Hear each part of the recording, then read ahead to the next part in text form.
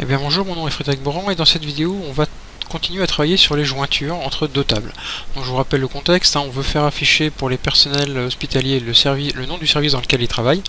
Donc on a affiché prénom, nom, le nom du service, et le problème c'est que ces prénoms et noms sont dans personnel et service est dans service. Donc il nous faut la table personnel et la table service, et dans la vidéo précédente on a travaillé avec la version officielle et normalisée de la jointure, à savoir le linear join.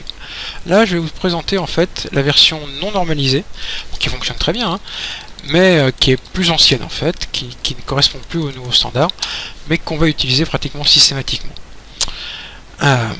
L'idée en fait c'est de garder quelque chose d'assez simple, select ce qu'on veut voir afficher, from, là on mettra les tables où sont les colonnes qu'on veut faire afficher, et dans le where on va faire un critère dit critère de jointure, où en fait on veut lui dire que le lien qu'il y a entre personnel et service, c'est sur le numéro de service. Et on lui dit simplement qu'il doit rattacher les tables avec une égalité entre le numéro de service de personnel et le numéro de service de service. Beaucoup plus simplement, on lui dit le lien entre personnel et service, c'est le numéro de service. Et ça s'écrit en fait p.numéro de service égale s.numéro de service. Voilà, c'est beaucoup plus simple que linear join, et ça nous permettra en fait, quand on aura plein de tables, d'avoir des écritures un peu plus faciles à écrire. Avec une limite qu'on verra en fait dans une vidéo sur le left ou le right join, où on verra que cette écriture là est insuffisante et ne permet pas de répondre à la question. Voilà, donc là, pour le faire exécuter, ça marche exactement de la même façon, heureusement que ça nous affiche la bonne chose. L'idée vraiment c'est de retenir ça à un select from where, toujours cette structure très simple, et dans le where, on lui dit qu'il doit dire que le numéro de service qui est dans personnel doit être égal au numéro de service de service. C'est beaucoup plus simple à écrire, à mon sens à comprendre. Bon, après, je ne vais pas me lancer dans l'explication pour ou contre la normalisation.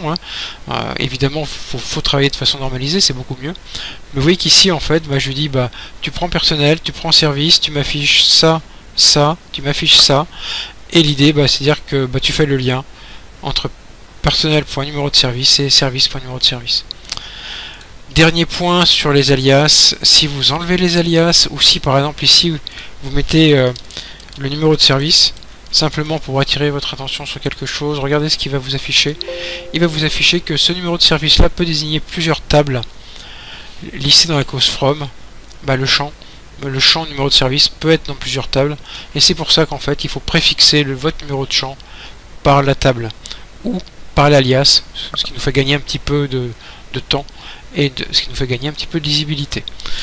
Voilà, j'en ai terminé sur le select from where avec les critères de jointure. Donc on va voir dans une vidéo suivante des requêtes qui commencent à être un peu plus élaborées avec des filtres sur les jointures.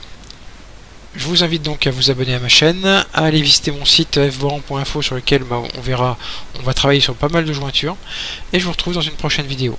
Merci.